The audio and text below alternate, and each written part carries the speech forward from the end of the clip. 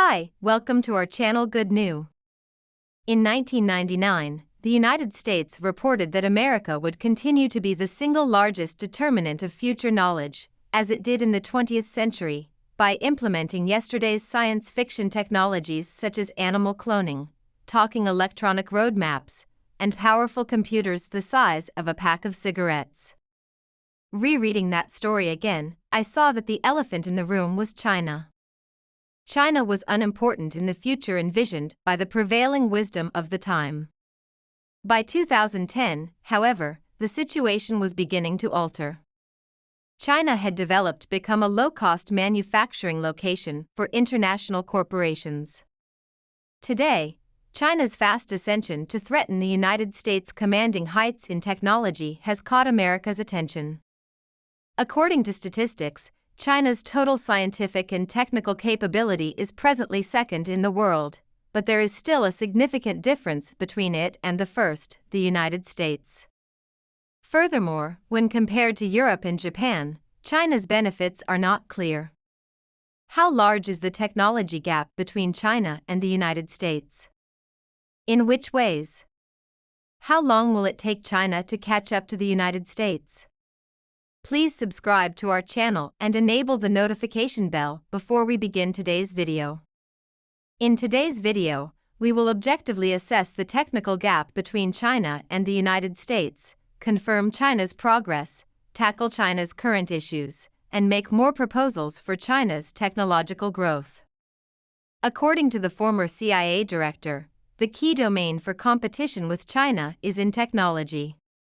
China has already surpassed the United States as the world's leading high-tech manufacturer, manufacturing 250 million computers, 25 million autos, and 1.5 billion smartphones by 2020.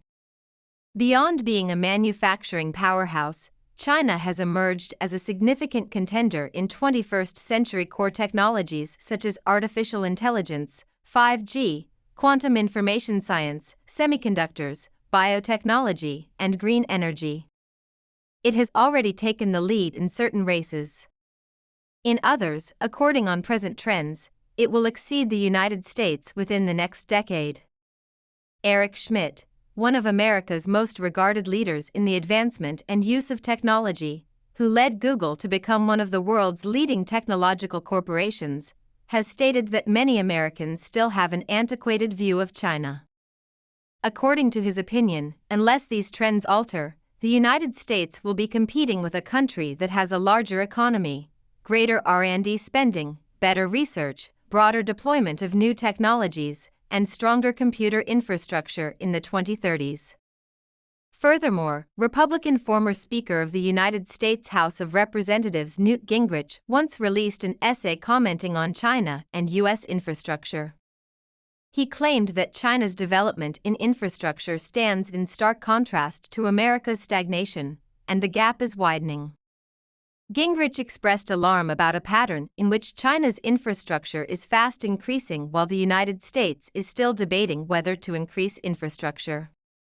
In response to critics, Gingrich proposed a strategy in which American politicians, interest groups, lobbyists, trade unions, and all other interested parties ride China's high-speed rail to experience its comfort, cleanliness, ease, and service.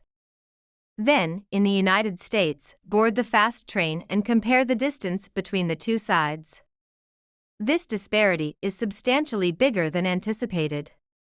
The Acera Express has a maximum speed of 240 kilometers per hour, but the actual speed is just little more than 100 kilometers per hour. Whereas China's Beijing-Shanghai high-speed railway has a maximum speed of 486.1 kilometers per hour. The two are in no way similar. Science and technology, as we all know, are the fundamental productive forces and the key to national power. From the 16th through the 18th centuries of modern science and technology and economic history, Britain initially became the world's science and technology hub with Newton's classical mechanics theory and Watt's creation of the steam engine. With the development of quantum mechanics, Germany rose to the top of the scientific and technological world in the late 19th and early 20th century. Before and after World War II, Einstein immigrated to the United States. The world's first atomic bomb exploded in 1945 in the United States, and the Shockley Research Group of Bell Labs successfully developed transistor. The United States replaced Germany as the world's technology center, and it still is today. From the sun never set empire to U.S. hegemony, from the mechanical revolution to the information revolution, 2 scientific revolutions, 3 technological and industrial revolutions, whether in Britain, France, Germany, Japan, or the United States, all rely on mastery of a key industrial technology. They have successfully risen as a result of revolutionary chances to become the world's scientific and economic hub, as well as a significant role in global economic and military hegemony.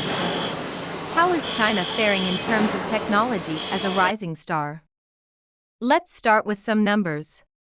For starters, China's R&D expenditure has increased significantly, accounting for 2.4% of GDP and surpassing the level of moderately developed nations. China's R&D expenditure in 2020 is 2,442.6 billion yuan, a 10.3% rise over the previous year. In 2013, overall R&D expenditure topped that of Japan, becoming China the world's second-largest R&D spending country. Second, China is the world leader in patent approvals. According to World Intellectual Property Organization data, there were 1.5 million patent approvals worldwide in 2019, with China accounting for 30.1% of the global proportion, higher than the United States, Japan, South Korea, and Europe, which accounted for 23.6%, 12%, 8.4%, and 16%, respectively. In terms of science and technology, China has achieved remarkable progress in recent years. However, there are still quality and structural issues when compared to the United States. For example, the number of R&D workers in China per million inhabitants is 1/3 that of the United States. In China, there are 1,307 R&D and technical workers per million people, compared to 4,412 in the U.S. Furthermore, China's basic scientific research is inadequate, with about 1/4 of the spending in basic research in the United States. A significant chunk of Chinese investment is still in the experimental development stage, and the proportion of fundamental and applied research is 20 percentage points lower than in the U.S. The quantity of articles published exceeds that of the United States, while the quality lags below that of the United States. Overall, China's R&D investment has increased significantly, but there are still qualitative and structural issues when compared to the U.S. In short, China's progress and the difference between China and the U.S. are only surface events and outcomes. The essence is competition in technology, education, and talent, with institutional transformation as the underlying cause. As a result, it is crucial to continue to push reform and opening up, to encourage the vigor and enthusiasm of market entities, to promote total factor productivity improvement, and to achieve high-quality growth. Overall, I believe that the key to China's scientific and technological strength surpassing that of the United States in the next 20 years is to continue to promote reforms in all areas, including but not limited to the scientific research system, the professional title evaluation system, and the country's increased support for popular science. After all, scientific inquiry is a lot like sailing against the current. If you don't advance, you'll sink. So, how do you feel about it? How long do you think it will take China to overtake the US? Do you favor China or the United States in this technology war? Please leave your thoughts in the comments section and share your intelligent views with others. Thanks for watching in this video. You can add your ideas or suggestions below.